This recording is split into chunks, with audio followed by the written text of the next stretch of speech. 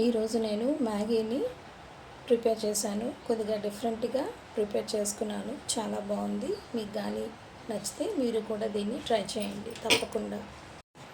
ఈ మ్యాగీ కోసం నేను ఇక్కడ ఆటా నూడిల్స్ని యూజ్ చేస్తున్నాను. 2 ప్యాకెట్స్ వరకు. ఒక 2 కప్పుల వాటర్ వేసి అది బాయిల్ అయిన తర్వాత ఈ ఆటా నూడిల్స్ని వేసి ఉడికించుకోవాలి. ఇది ఉడికేలోపు ఇప్పుడు మసాలాని ప్రిపేర్ చేసుకుందాం.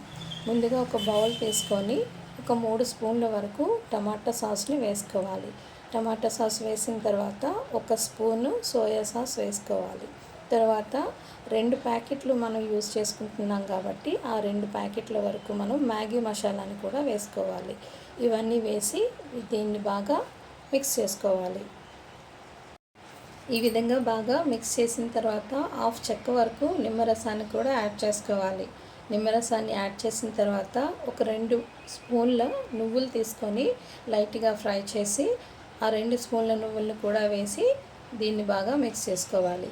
తర్వాత ఇది కానీ కొద్దిగా గట్టిగా కానీ ఉన్నట్లయితే లైట్గా వాటర్ యాడ్ చేసి కొద్దిగా పలుచగా చేసుకోండి. నేను కూడా ఇక్కడ కొంత వాటర్ని అయితే యాడ్ చేసుకున్నాను. తర్వాత మీ దగ్గర గార్లిక్ పౌడర్ కానీ ఉంటే వేసుకోండి. ఒకవేళ లేకపోతే గార్లిక్ని లైట్గా ఫ్రై చేసి క్రష్ చేసి ముద్దగా అందులో వేసి కలుపుకోండి.